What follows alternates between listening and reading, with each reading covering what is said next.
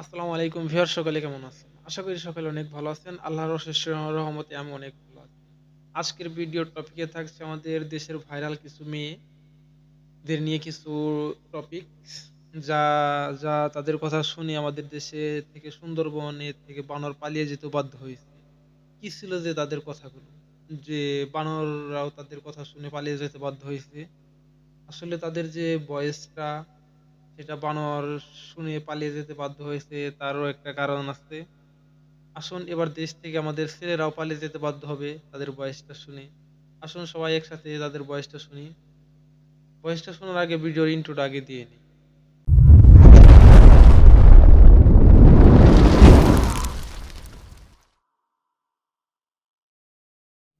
আমাদের দেশের এক সাংবাদিক ভাই এক মেয়েকে জিজ্ঞাসা করেছিল যে আপনার হবু স্বামীর বেতন কত হলে ভালো হবে, কত হলে আপনার সংসার মোটামুটি ভালোভাবে চলবে।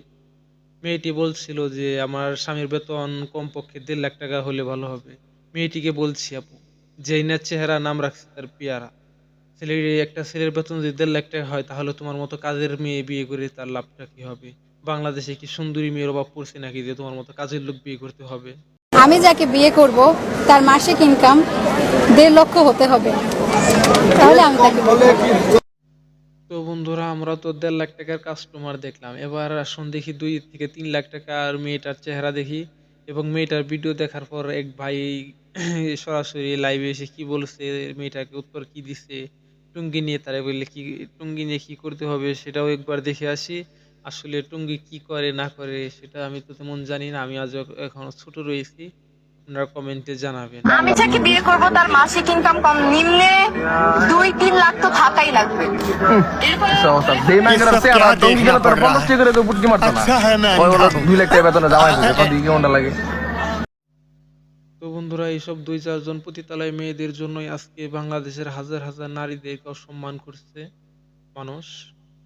এই 2-4 জন নারীর জন্য সারা দেশের নারীরা আজকে পিছিয়ে। এইসব পতিতালয় নারীদের কি আমার উচিত সিটি কর্পোরেশনে কুত্তা মারার ইঞ্জেকশন দিয়ে এদের পুষ্কুনি ভরে দেওয়া? এখনো যে বাংলাদেশে হাজার হাজার শিক্ষিত ফ্যামিলির থেকে হাজার হাজার শিক্ষিত ভালো মেয়ে আছে, এটা কেউ বিশ্বাসই করতে চায় না। তাই পরবর্তী ভিডিওটি দেখুন, যে এখনো যে বাংলাদেশে অনেক ভালো মেয়ে আছে, তাদেরকে, তাদের টাকার লোভ নেই বা তাদের কোনো লোভ নেই বললেই চলে। আমি প্ল্যাটফর্মে অনেক পেয়েছি, তাদের মধ্যে একজনকে উপস্থাপন করছি।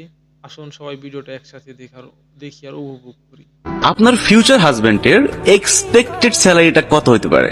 ভাই আমি এটা ভাবতে চাচ্ছি না, ভাইয়া। এই কোশ্চেনটা হচ্ছে ছেলে দেখতে আসলেও প্রশ্ন করা উচিত না। তার সেখানে আমি কিভাবে ভাববো? অন্যান্য মেয়েরা ভাবতে পারে, আমি ভাবতে চাই না। তো ভিউয়ার, সম্পূর্ণ ভিডিওটা বিনোদনের জন্য বানানো হয়েছে, কেউ সিরিয়াসলি নেবেন না। আর এই সব নারীদের কি আমরা কি করা উচিত তা আপনারা কমেন্টেই বলবেন।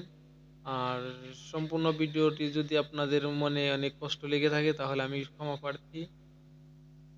তাহলে সকলেই ভালো থাকবেন, দেখা হবে পরবর্তী ভিডিওতে। নিজের খেয়াল রাখবেন। আল্লাহ হাফেজ।